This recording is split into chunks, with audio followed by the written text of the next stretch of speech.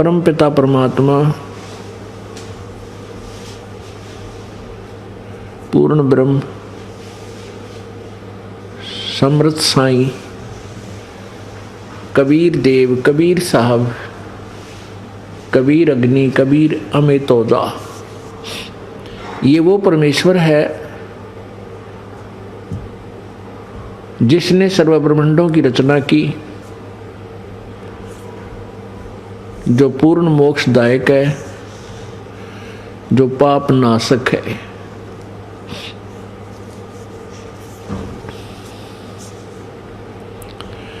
ये परमात्मा, वो पूर्ण ब्रह्म अपनी महिमा बताने के लिए, यथार्थ ज्ञान देने के लिए स्वयं ही इस काल के लोक में आते हैं। और इस काल भगवान ने अर्थात काल रूपी ब्रह्म ज्योति निरंजन ने सर्व प्राणियों को मिसगाइड किया हुआ होता है। अपने नकली दूत भेजकर, अपने संदेश वाहक भेजकर, संत भेजकर, वो नकली संत बनाकर पूरे मार्ग, पूरे समाज को, मानव समाज को शास्त्र विरुद्ध साधना के ऊपर आरूढ़ किया हुआ होता है। उस समय परमेश्वर आते हैं, परमात्मा की सतिथि को पुनः स्थापित करते हैं।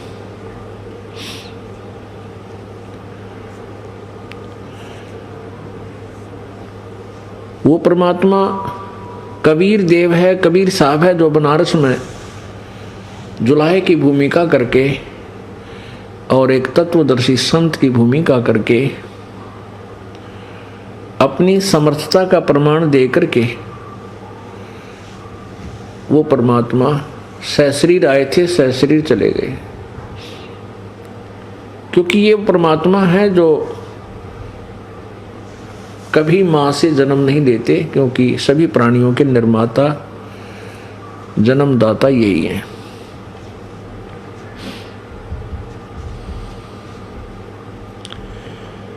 पानी से पैदा नहीं, श्वासा नहीं शरीर, अन्न आहार करता नहीं, वो है ताका नाम कबीर।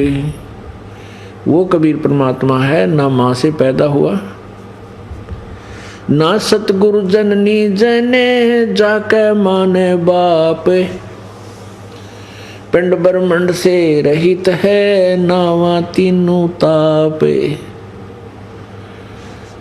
गरीबदास साहिब जी कह रहे हैं कि ना सतगुरु जननी जने, कबीर परमात्मा माँ से जन्म नहीं हुआ उनका, उनके माँ ने बाप, और पिंड ब्रह्मांड से रहित है, वो बाहर है, पिंड और ब्रह्मांड से पार सतलोक में रहता है, जहाँ ना तीनों ताप, जहाँ पर ये तीन ताप भी नहीं है, कोई कष्ट नहीं है।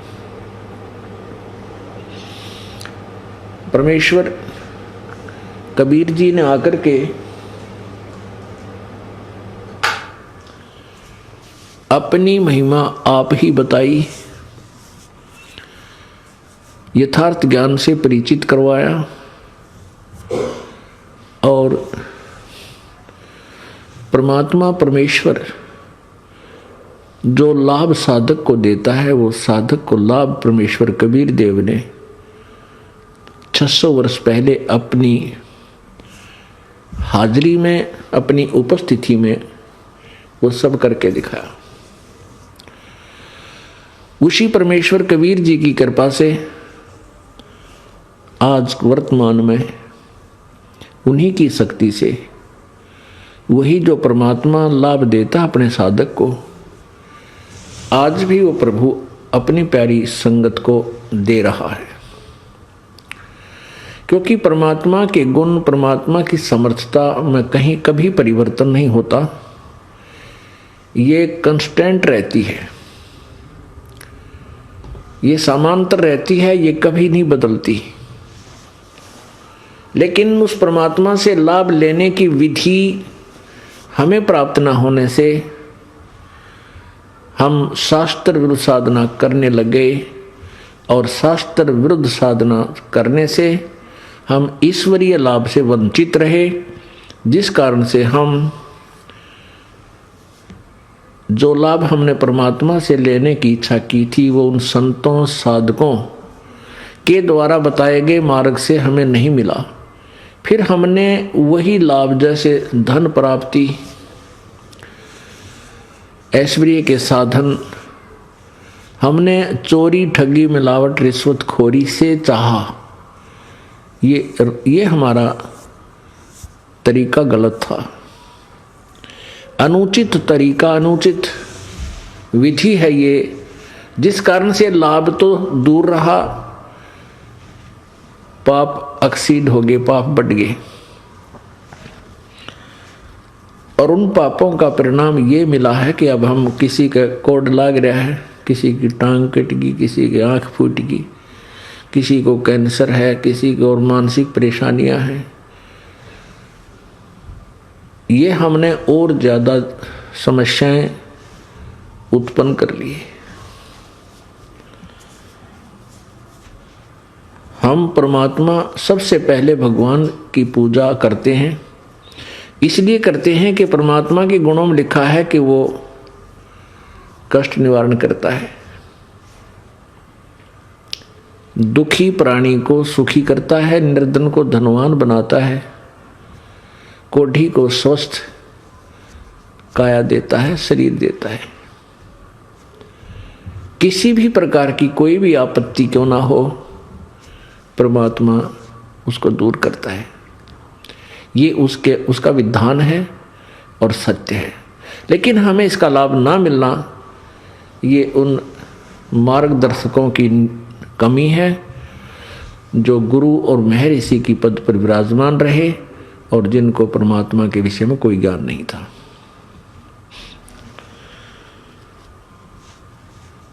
पुण्यात्माओं,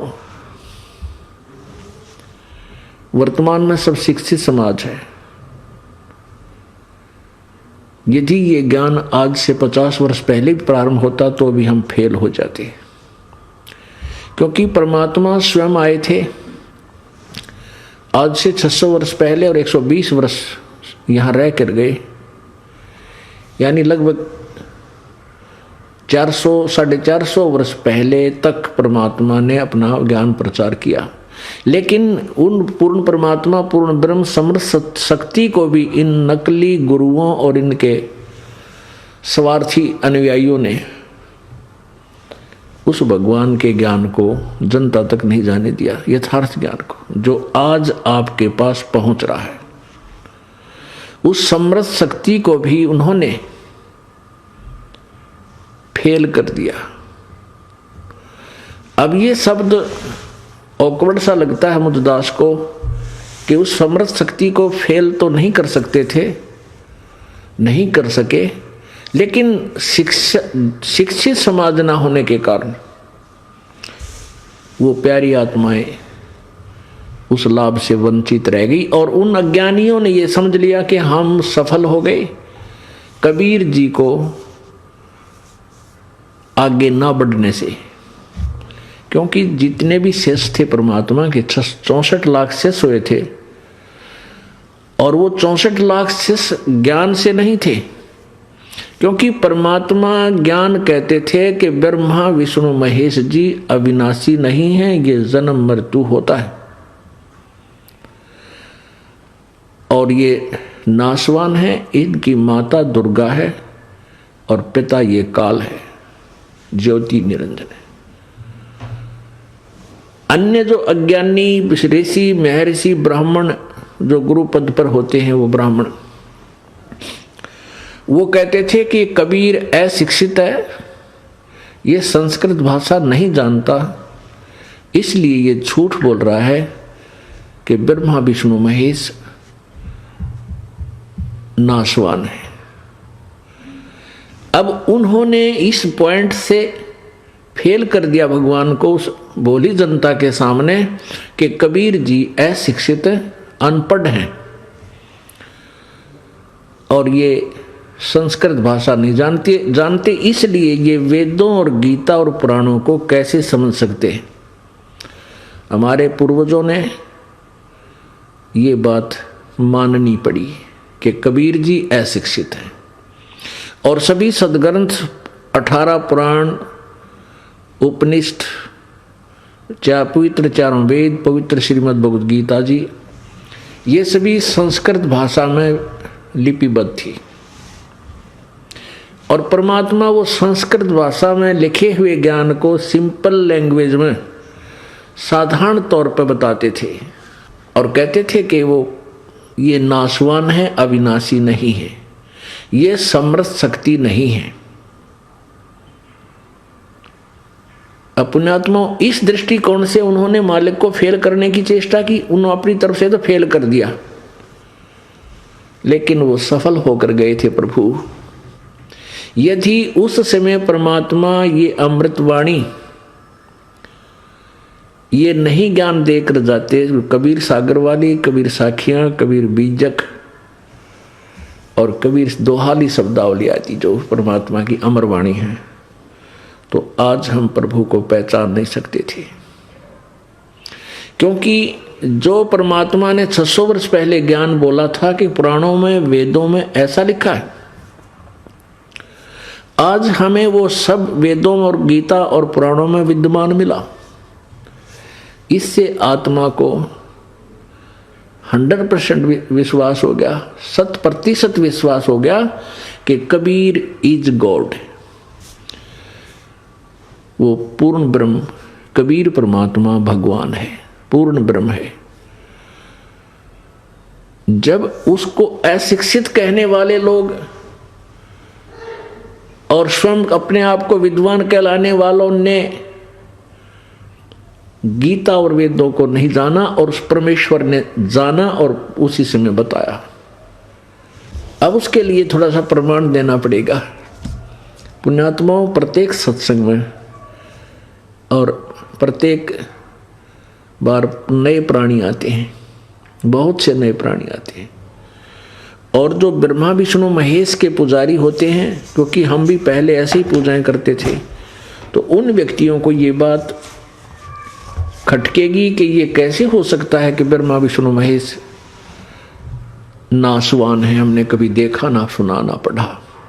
तो उनको अब वही पवित्र पुराण पढ़ाए जाएंगे ताकि वह विश्वास कर सके अपने परम पिता पर। अब देखिएगा पवित्र श्रीमद् देवी भागवत यानी देवी पुराण, ये है श्रीमद् देवी भागवत यानी देवी पुराण, गीता प्रेस गोरखपुर से प्रकाशित है।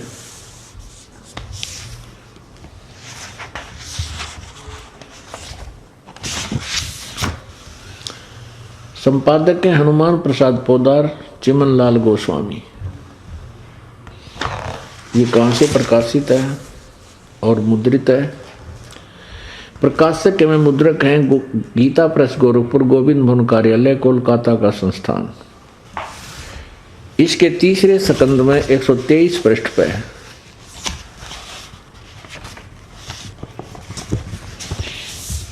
ये 123 पृष्ठ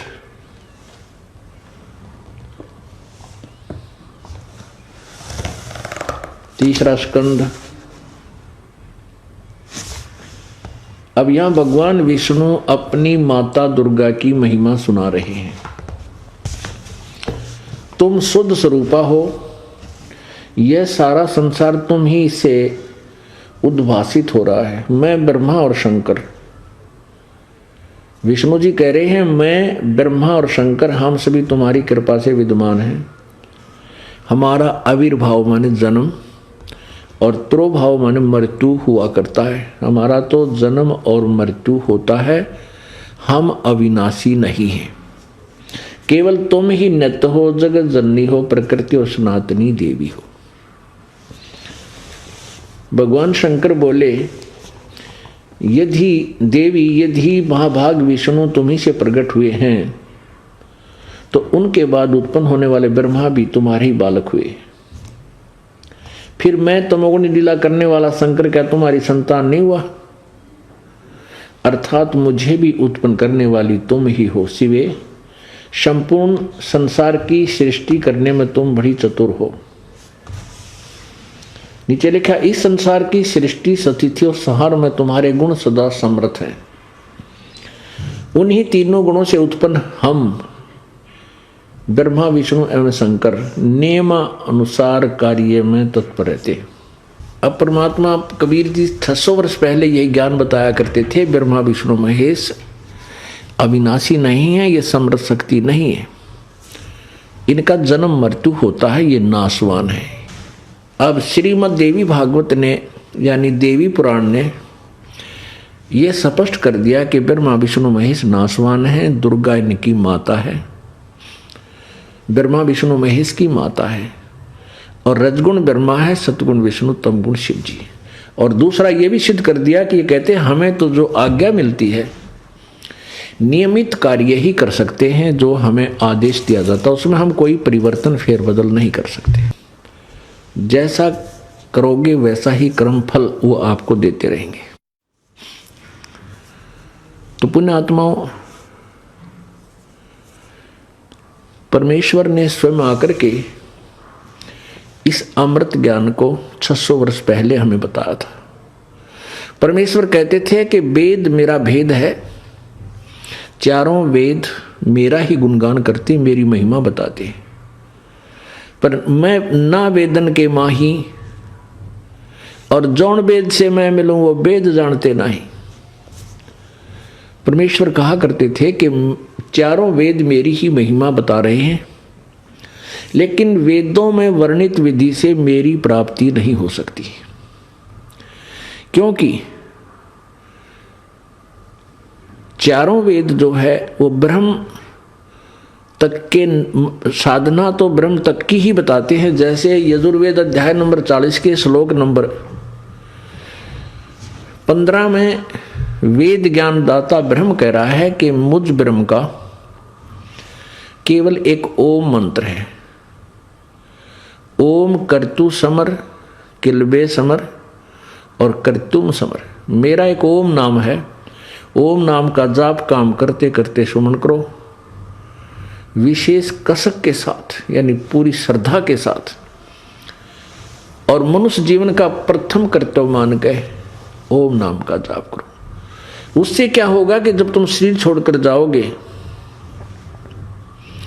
वायु अनिलम भस्मांतम शरीरम, आप जब शरीर छोड़कर जाओगे तो अंत में जो तुम्हारा शरीर नष्ट हो जाएगा, उसके बाद आप मुझे मेरे वाली जो लाभ है उसको प्राप्त करोगे। ऐसे गीता जी अध्याय नंबर 8 के श्लोक नंबर 13 में गीता ज्ञान दाता ब्रह्म श्री कृष्ण जी में प्रवेश करके बोलता है वो काल, वो कह रहा है कि मुझ ब्रह्म का केवल एक ओम मंत्र है, ओम इति एक अक्षरम ब्रह्म व्यवहारण माम अनुसमरण, और ये प्रयाति तजन देहम से याति परमाम गतिम, जो आखिरी श्वास तक इसका सिमरण करता रहेगा तो मेरे वाली गति को प्राप्त होगा, मेरे से मिलने वाला लाभ उसको प्राप्त होगा। फिर यजुर्वेद अध्याय नंबर 40 के श्लोक नंबर 17 में, यानी अंतिम अध्याय है यजुर्वेद का, पवित्र यजुर्वेद का अंतिम अध्याय 40 है और अंतिम मंत्र है 17। उस 17 मंत्र में दो भगवान भिन्न भिन्न बताए कि वो परमात्मा जो सत्य साधना से प्राप्त होगा वो कौन बताएगा। यजुर्वेद अध्याय नंबर 40 के श्लोक नंबर 12, 10, 11, 12 और 13 में स्पष्ट किया है कि जो ज्ञान बताया जा रहा है ये कंप्लीट नहीं है। उस परमेश्वर को कोई उत्पन्न होने वाला, कोई उत्पन्न होने वाला, कोई असाकार, कोई निराकार बताता है, लेकिन इस यथार्थ ज्ञान को तत्वदर्शी संतों के पास जाकर सुनो।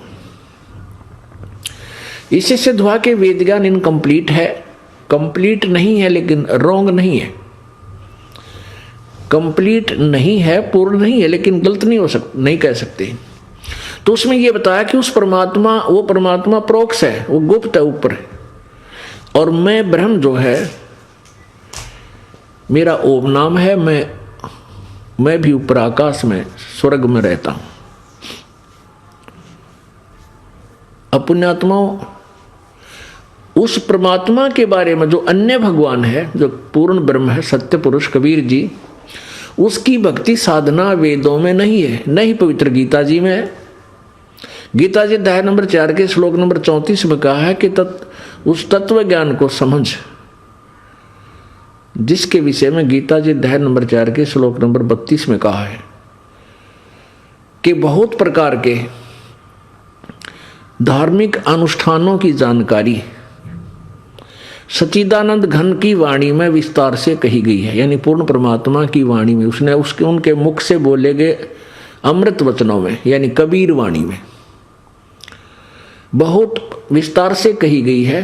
कौन सी साधना ठीक है, कौन सी गलत है, ये भी उसमें वर्णन दिया गया है, यानी 5वें वेद में। उस ज्ञान को तो उस तत्वदर्शी संतों के पास जाकर समझ, चौथे अध्याय के 34वें श्लोक। उनको दंडवत प्रणाम करने से, कपट छोड़कर उनकी आज्ञा का पालन कर प्रसन्न करने से वो तत्वदर्शी संत आपको परमेश्वर के बारे में जानकारी देंगे। परमात्म तत्व को, परमात्म तत्व माने परमेश्वर के बारे में।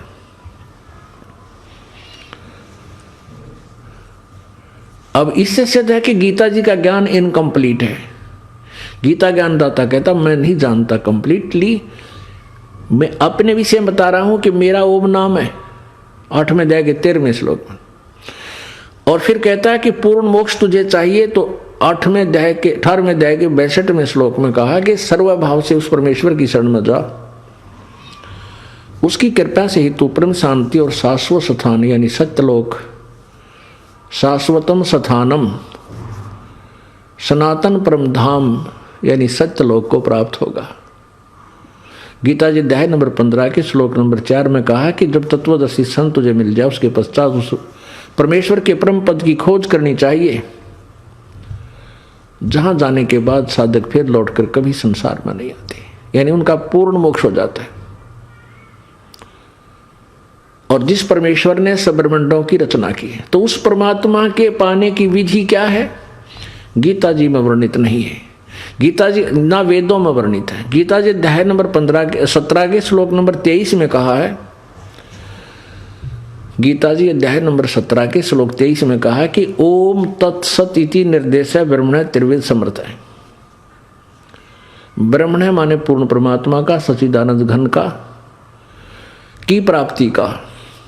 ओम तत्सत केवल ये 3 मंत्र का जाप और 3 विधि से ही इसका सिमरण होता है। इसका ही निर्देश है। निर्देश माने फाइनल फैसला, डायरेक्शन, और कुछ नहीं है।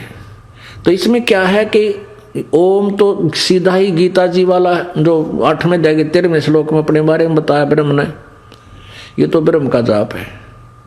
और तत् और सत्य सांकेतिक हैं, गुप्त हैं, ये दास बताएगा और कोई नहीं बता सकता, और ना कोई अधिकारी है। जैसे इस दास से नाम उपदेश प्राप्त करके कोई नकली व्यक्ति कर्महीन अपने भी कर्म बिगाड़ा और दूसरों ने बर्बाद करना चाहे तो वो नाम भी दे देगा, ये उससे कोई लाभ नहीं होगा। क्योंकि जिनको सतनाम मिल गया है उनको ये पता लग गया है ये कौन सा मंत्र है, जिनको सारनाम मिल गया है उनको भी पता है वो तीसरा मंत्र सत कौन है। तो ओम तो स्पष्ट है, तत् और सत्य सांकेतिक है, गुप्त है। ओम और तत् 2 अक्षर मिलकर, एक ओम अक्षर एक तत् अक्षर, ये सांकेतिक और मंत्र है। इन दोनों का मेल होने से ये सतनाम बन जाता है, सच्चा नाम। और फिर तीसरा मंत्र, ये जो तत् मंत्र है, तत् ये और मंत्र है। ये तत् मंत्र जो है ये परब्रह्म का जाप है, और सत्य मंत्र ये पूर्ण ब्रह्म का जाप है। ओम तत् सत, सत जो है ये सार नाम है। तो कहने का भाव यह है कि परमात्मा की वो वाणी आज सिद्ध हो रही है कि वेद मेरा भेद है, मैं ना मिलो वेदन के माही, अर्जौन वेद से मैं मिलूं वो वेद जानते नहीं। अब वेद मेरा ही भेद कर रहे हैं, और लेकिन जिस विधि से मेरी प्राप्ति होगी वो वेदों में वर्णित नहीं है। जिस वेद से, यानी जो ज्ञान 5वां वेद है, मैं मिलूं उनका वेदों में वर्णन नहीं है।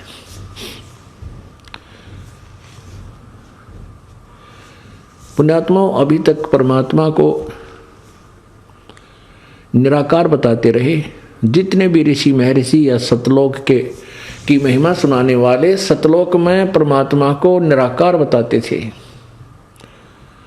कि वहाँ प्रकाश ही प्रकाश है, चेतन ही चेतन है, और आत्मा जाकर के सत्य पुरुष में ऐसे मिल जाती है जैसे समुद्र में बूंद मिल जाती है, जैसे समुद्र में बूंद मिल जाती है। ये उनकी फाइनल थ्योरी थी। जबकि अब पता चला परमात्मा के ज्ञान से कि परमात्मा सशरीर है, सत्यलोक में रहता है, वहाँ से चलकर गति करके आता है, अपने तत्व ज्ञान को, अपनी प्यारी आत्माओं को, जो अच्छी आत्माएं हैं, उनसे मिलता है पहले आकर के, और उनको अपना गवाह बनाता है।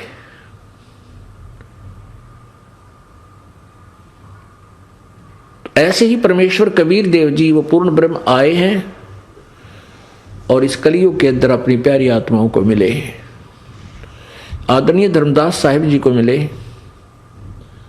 आदरणीय मलुकदास साहिब जी को मिले, आदरणीय दादू साहिब जी को मिले, आदरणीय गरीबदास साहिब जी को मिले, आदरणीय नानक साहिब जी को मिले, आदरणीय गीसा साहिब जी को मिले, और आदरणीय महर्षि रामानंद जी को मिले। और इन सभी को अपनी सतीथि से परिचित करवाया, सतलोक के दर्शन करवाए। सचखंड और सतलोक में जहाँ ये स्वयं रहते हैं प्रभु, वो सच्चा स्थान दिखाया, शाश्वतम स्थानम, सनातन परम धाम दिखाया। परमेश्वर का वो परम पद दिखलाया जहाँ जाने के बाद फिर लौटकर संसार में प्राणी नहीं आते। तो उन महापुरुषों ने फिर आंखों देखा उस परमेश्वर की महिमा का कलम तोड़ वर्णन किया, जो उनकी अमृतवाणी रूपी एफिडेविट के अंदर लिपिबद्ध है, कलमबद्ध किया गया है। पुण्यात्मा सदग्रंथ बोले और आंखें देखी संत कहे, फिर कसर कौन सी रहेगी? फिर डाउट क्या रह गया कि भगवान कौन है, और फिर वो मिलता कैसे है? वही वेद बतावें, और वही जिन परमात्मा पाया वो संत बता रहे हैं, उनकी अमृतवाणी आज गवाही दे रही है कि ये मंत्र है जिससे भगवान मिलता है। और उस मंत्र को आज तक किसी भी संत ने नहीं दिया, किसी भी पंथ में नहीं है वो मंत्र, जो सरजीवन बूटी है जिससे मोक्ष होना है। ना कबीर पंथ में है, ना अन्य किसी पंथ में है, किसी भी पंथ में नहीं है, इंक्लूडिंग कबीर पंथ, इस दास के अतिरिक्त। तो ये इससे सिद्ध है कि वो मोक्ष मार्ग नहीं है उन संतों के पास, वो आपके अनमोल जीवन को बर्बाद कर रहे हैं, नष्ट कर रहे हैं। अपने आत्माओं, यही बात कड़वी लगती है इस दास की कि पृथ्वी पर किसी के पास भी मोक्ष मार्ग नहीं है इस दास के अतिरिक्त। और ये प्रथम बार कोई भी सुनता है, स्वाभाविक बात है, क्योंकि वो भोली आत्मा ये सोचा है कि ये संत यानी ये रामपाल अपनी आप महिमा बनाता है, ये झूठा है। ये तो उस बालक की सोच हो सकती है, लेकिन ये सच्चाई है, 100% सच्चाई है कि इस दास के अतिरिक्त पृथ्वी पर किसी के पास ये मोक्ष मार्ग नहीं है, और न ही किसी को अधिकार है ये मंत्र जाप देने का, ना ही होगा। परमात्मा ने इस बीचली पीढ़ी के लिए कबीर जी ने इंतजार किया, और पहले ही अपनी भविष्यवाणी में लिखा हुआ है कि धर्मदास जी से कहा था, धर्मदास जी तो लाख दुहाई, और ये सार नाम कहीं बार ना जाए। सार नाम बार जो पढ़ी, ये बिचली पीढ़ी हंस नहीं तरही। पुण्यात्माओं, पहली पीढ़ी वो थी जब परमात्मा आए थे कलयुग के फर्स्ट में, प्रारंभ में। उस समय सभी अशिक्षित थे, केवल एक वर्ग को, ब्राह्मण जिनको कहते थे, वो ही शिक्षा का अधिकार रखते थे, विशेषकर संस्कृत भाषा को पढ़ने का, और किसी को अधिकार नहीं था। तो उसमें परमात्मा पहली पीढ़ी में आए थे। उसमें स्पष्ट लिखा कबीर सागर में कि प्रथम चरण में मैं मगर से सशरीर जाऊंगा, पहले बोल दिया था मालिक ने। वो प्रथम चरण है और अब ये लास्ट की पीढ़ी कृतघ्नी हो जाएंगी। कलयुग के लास्ट के प्राणी बिल्कुल कर्महीन, कृतघ्नी, मांसाहारी, शराब कवाबी होंगे और कोई भी भक्ति के निकट नहीं रहेगा। ये बीच की पीढ़ी अब करीम है या 20वीं सदी जब प्रारंभ हुई है, उसके मध्य के बाद ऐसे अन्य बहुत से भविष्य वक्ताओं ने भी इसके विषय में जानकारी दी है कि एक हिंदुस्तान में एक संत 20वीं सदी के मध्य के बाद उसका 20वीं सदी का जो मध्य है उसके बाद बिचली पीढ़ी प्रारंभ होगी और हिंदुस्तान में एक संत, हिंदू संत होगा जो पूरे विश्व को तत्व ज्ञान से परिचित कराएगा। और 2000 2006 के अंदर वो अचानक प्रकट होगा, सर्वविदित होगा। उस समय उनकी आयु 50 और 60 के बीच होगी। बहुत सी ऐसी प्रमाण लिखे हैं, नोस्ट्रेडमस जी ने भी लिखे हैं और भी कई भविष्य वक्ताओं ने लिखे हैं। इस दास का जन्म सन 1951 यानी 20वीं सदी के उत्तरार्ध में हुआ। उसके बाद हिंदुस्तान में शिक्षा प्रारंभ हुई। उससे पहले शिक्षा नहीं थी, इक्का दुक्का व्यक्ति वैसे ही कोई पढ़ता था, कोई उर्दू पढ़ता था, कोई फारसी में लगा रहता था, एक आधा कोई अंग्रेजी भी पढ़ लेता था, तो ज़्यादा शिक्षित समाज होता था। उसके बाद आप देखो शिक्षा की कितनी बाढ़ आई है। अब बालक से लेकर बूढ़े तक सबको अक्षर ज्ञान है। भले ही वो स्पीड तो नहीं पढ़ सकता पर पढ़ अवश्य सकता है, समझ सकता है लिखे हुए को। तो परमेश्वर ने कहा था यदि ये सारनाम जो यथार्थ भक्ति मार्ग है ये अन्य के हाथ लग गया धर्मदास, ये नकली संत काल के दूत इन्हीं मंत्रों को आगे देंगे, उपदेश के लिए देने लग जाएंगे, लेकिन उनके द्वारा दिए गए नामों से लाभ नहीं हो सकता क्योंकि वो अधिकारी नहीं होंगे। इसलिए जनता इन उपदेशों को जाप करके भी फेल हो जाएगी, यानी नास्तिक बन जाएगी। इसलिए इस मूल ज्ञान को, तत्व ज्ञान को भी और इस सार नाम को भी छुपा के रखना है। जब तक बिचली पीढ़ी आएगी तब तक इसको गुप्त रखना, बताना नहीं किसी को, तो लाख दुहाई। ओए होए। तो पुण्यात्माओं, ये मंत्र इस दास के लिए परमात्मा ने रखा था और अब ये आपको प्रदान किया जाएगा। जो पुण्यात्मा विश्वास करेंगे बेड़ा पार होगा, सत्यलोक जाओगे, नो डाउट। परमात्मा प्राप्ति कोई कठिन नहीं, बहुत आसान तरीका और बहुत ही कारगर तरीका है। क्योंकि एक मंत्र, श्वास का जो सिमरन आपको दिया जाएगा, एक सांस का सिमरन भी आपका इतना कीमती है।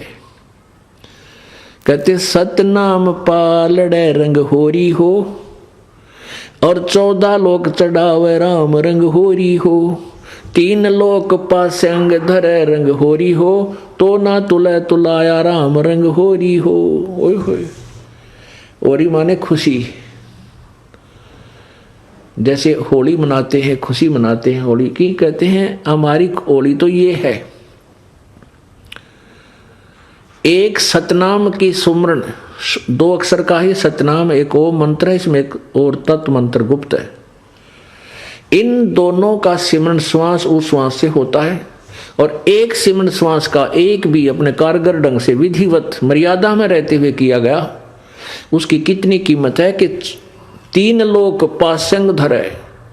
एक जैसे तराजू के तखड़ी के एक पलड़े में श्वास का एक सिमरन रख दे, एक उसकी कीमत, और दूसरे पलड़े में 14 लोक, ये ब्रह्मा का लोक, विष्णु का लोक और सारा लोक इसका महादर दे। और ये 3 लोक और हैं इनते न्यारे, पृथ्वी लोक, पाताल लोक और स्वर्ग लोक। इनको तो पासंग रख दे।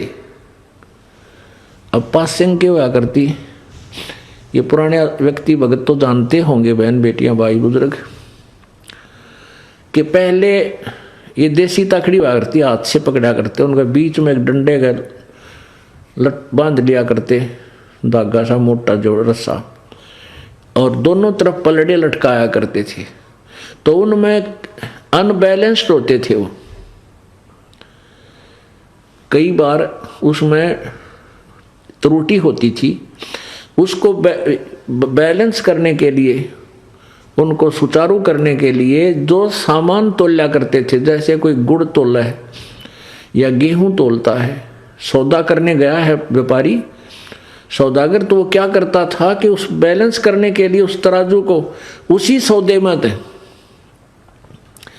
जैसे 20 बोरी 20 क्विंटल गेहूं खरीदने हैं और इस तराजू से तोला करते। उस तराजू में डिफेक्ट होने के कारण उस तराजू में गेहूं उठाकर 1 मुट्ठी 2 मुट्ठी यानी पाइया 10 ग्राम 100 ग्राम दूसरी तरफ रख देते थे, उसको बैलेंस बनाने के लिए।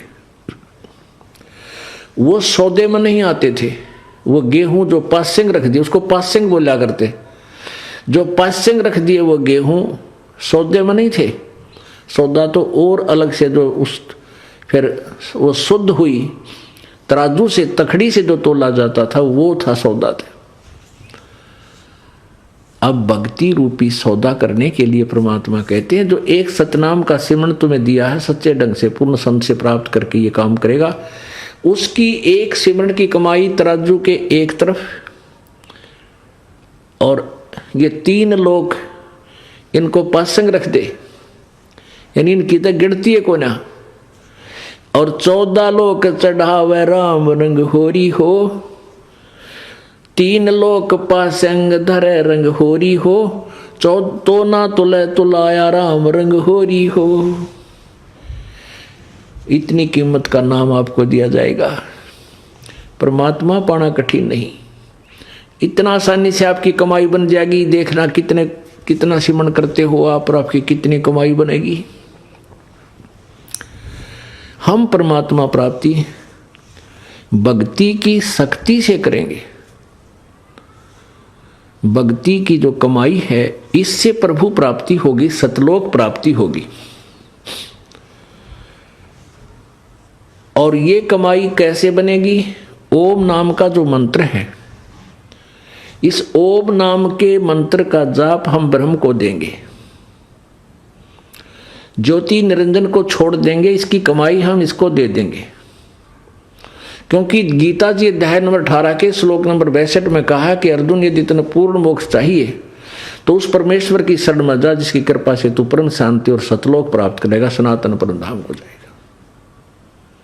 उसके लिए 18वें अध्याय के 66वें श्लोक में कहा है कि सर्वधर्मान प्रीतज माम, गीता जी में सर्वधर्मान प्रीतज माम एकम शरणम व्रज अहम तवा सर्व पापे भय मोक्षामि मा शुच।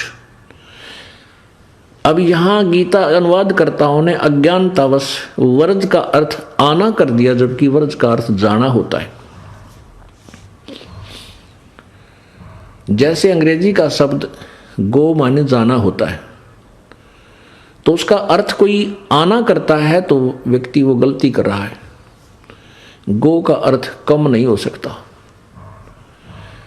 अब ये अज्ञानतावश इन्होंने व्रज माने जाना कर दिया, आना कर दिया, जब ये व्रज माने जाना होता है। इन्होंने क्या किया है कि तू सभी धार्मिक कर्मों को छोड़कर मेरी शरण में आ जा। अब उसकी शरण में तो खड़ा था, वो तो ज्ञान दे रहा है काल। उसका अर्थ ये बनता है सर्वधर्मान प्रीतज माम, मेरे सतर की यानी ओम नाम की कमाई और ये यज्ञ 5, इनकी कमाई जो साधना है, ये भक्ति धन मुझे छोड़ दे। हम क्या करते थे? ओम नाम का जाप करते रहे ऋषि महर्षि, और उसकी कमाई स्वर्ग में जाकर खाते रहे देवता बनकर। उसके बाद हम 84 लाख योनियों में गिर जाते अपनी पुण्य कमाई बर्बाद करके। अब हम इसको वेस्ट नहीं करेंगे, हम इस भक्ति को खराब नहीं करेंगे। ओम नाम के जाप की कमाई यानी भक्ति बल, भक्ति की शक्ति हम किसको देंगे? काल को दे देंगे, ब्रह्म को देंगे। जैसा ये कह ही रहा है कि सर्वधर्मान प्रीतज माम, सब मेरे सतर की जो पूजा है मुझ में छोड़। एकम शरणम व्रज, एकम माने अद्वितीय, जिसके बराबर दूसरा ना हो, उस परमेश्वर यानी सर्वशक्तिमान की शरण में जा। व्रज माने जा। और तब मैं अहम तवा सर्व पापे भ्यामोक्षामि, फिर मैं तुझे सब पापों से मुक्त कर दूंगा। मां शुच, तो चिंतित ना हो। क्योंकि अर्जुन सुनता आ रहा है गीता जी के ज्ञान को, और कह रहा है, ब्रह्म भी कह रहा है कि गीता ज्ञानदाता कहता है अर्जुन तेरी भी मृत्यु होगी, मेरी भी होगी। वो परमात्मा कोई और है, तो उसके लिए कह रहा है कि तूने यदि पूर्ण मोक्ष चाहिए तो उस तत्वदर्शी संतों की खोज कर, उनसे भक्ति विधि प्राप्त कर। उसके बाद जो ओम नाम की कमाई है वो मुझे छोड़, मेरी दे जा। फिर हम क्या करेंगे? ओम नाम के मंत्र की जो कमाई होगी काल को दे देंगे। इसके प्रतिफल में ना यहाँ देवता बनाएंगे, ना इसके स्वर्ग रूपी होटल में हमने मौज मस्ती मारनी। हमने नहीं चाहिए ये कमाई, वो स्वर्ग नहीं चाहिए। तो फिर ये हम इसका ऋण उतार देंगे, हमारे ऊपर कर्ज है इसका कर्जा देंगे। पुण्यात्माओं, आप विमान में बैठकर जाते हैं और दिल्ली से बंबई 1500-1600 किलोमीटर है, वहां से वहां तक लगभग एक साइड का 7000 रुपये किराया है। उस जहाज में अच्छी चाय मिलेगी, उस हवाई जहाज के अंदर ही आपको भोजन मिलेगा। शाम का समय होगा या सुबह का होगा, दोपहर का, और प्रत्येक सुविधा होगी और जहाज आपको वहां छोड़ देगा। अब पुण्यात्माओं, 1500 किलोमीटर सफर में 7000 रुपये देने पड़े। और ये पृथ्वी जो है ये जहाज की तरह ऐसे ही सफर कर रही है। ये पृथ्वी स्वयं बहुत तेजी से चल रही है, जैसे वायुयान चलता है। और ये पृथ्वी काल भगवान की है, इसने तप करके प्राप्त कर रखी है। और हम अपनी नालायकीता इसके साथ इसके ब्रह्मांडों में आगे, उस समय हमारी पुण्य कमाई हमारे साथ थी, उसके लिए इसने हमें स्वर्ग में रखा, ऊपर के लोकों में, अपने होटल में। और फिर इसने अपना वो ब्याज समेत वो लेना शुरू किया ऋण, और कहा तुम्हारे ऊपर कर्जा है मेरा, ये तुम्हारी पूंजी खत्म होगी, चलो पृथ्वी लोक पे। अब यहां है तो यहां सारी सुविधाएं इसने दे रखी है, सुंदर आहार दे रखा है, शीतल वायु बह रही है, बड़ा सुंदर जल, मीठा जल, झरने बह रहे हैं, पृथ्वी में जल दे रखा है, काजू किस्मत सेब संतरे ये सब मेवा और फल आपको प्राप्त करवा रखे। खाओ पियो मौज करो, और उसका सब का अकाउंट आपके ऋण में लिखता रहता है। और फिर साधना बता दी है कि ब्रह्म मेरा ओम नाम है, इसकी जाप करो। उसके साथ साथ फिर इसने भ्रमित करने के लिए और भी बहुत सी साधनाएं बता दी, जिससे सिद्धियां आ जाती हैं। तो हम क्या करते रहे?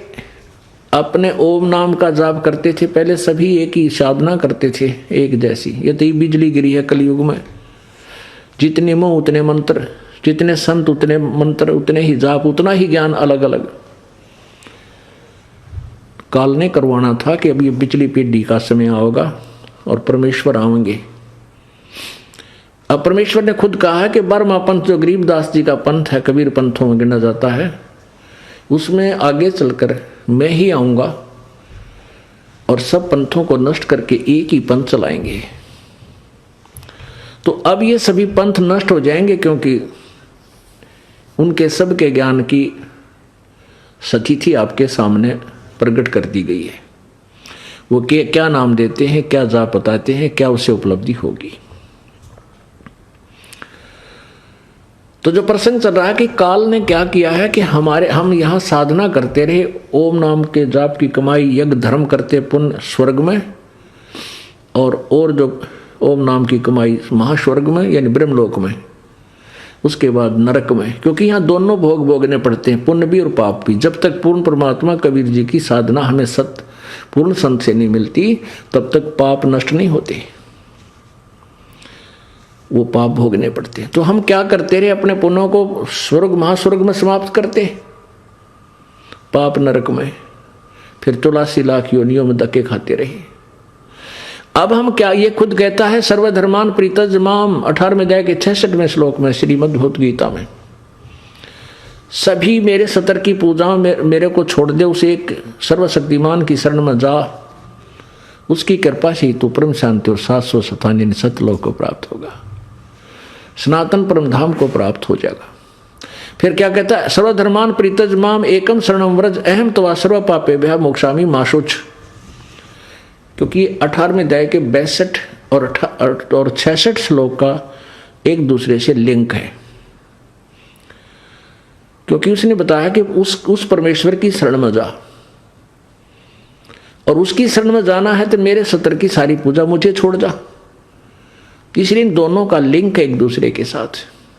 फिर मैं तुझे सब पापों से मोक्ष कर दूंगा, अर्थात तेरे को गधे कुत्ते सूअर आदि की योनियों में के लिए मैं यहां रोकूंगा नहीं, तुझे मोक्ष कर दूंगा।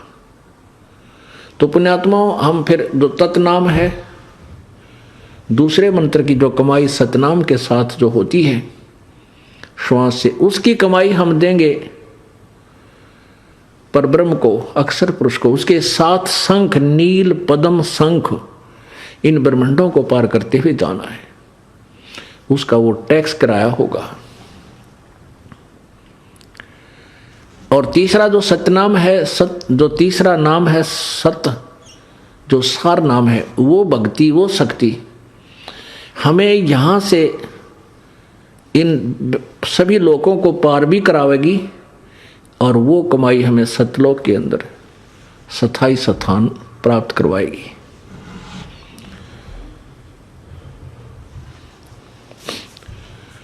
पुण्यात्माओं, जब तक हम सत भक्ति से परिचित नहीं होंगे, तब तक हम ऐसे ही भ्रमते रहेंगे और इस काल के जाल में फंसे रहेंगे, काल का दाव लगा रहे। अब उस परमात्मा की भक्ति ना करके जो हम अन्य देवताओं की पूजाएं करते हैं,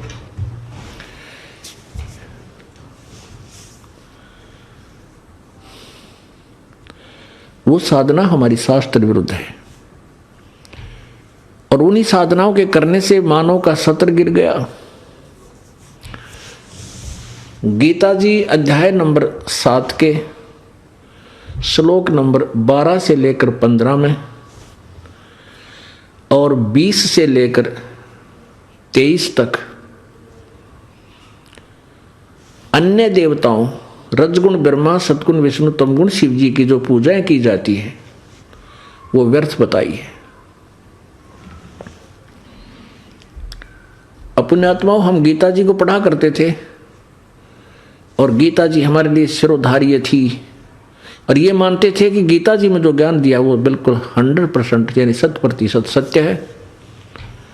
लेकिन हमें ये नहीं मालूम था कि गीता जी में हमें बता क्या रही है, क्योंकि जिन्होंने इन गीता जी का अनुवाद किया वो भी समझ नहीं सके, अनुवाद अवश्य कर दिया उनका। अब एक बात याद रखने की है कि गीता जी का ज्ञान श्री कृष्ण जी में प्रवेश करके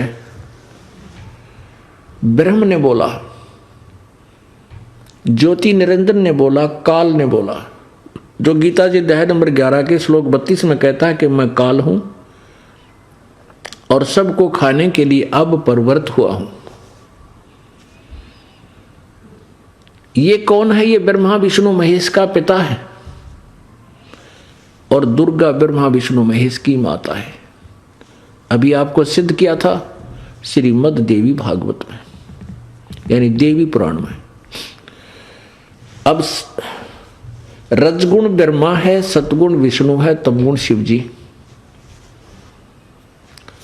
और ये ब्रह्मा विष्णु महेश से भिन्न है, इनसे अलग है, इनका पिता है, ये सिद्ध करने के लिए आपको एक प्रमाण देते हैं श्रीमद् देवी भागवत संस्कृत वाली।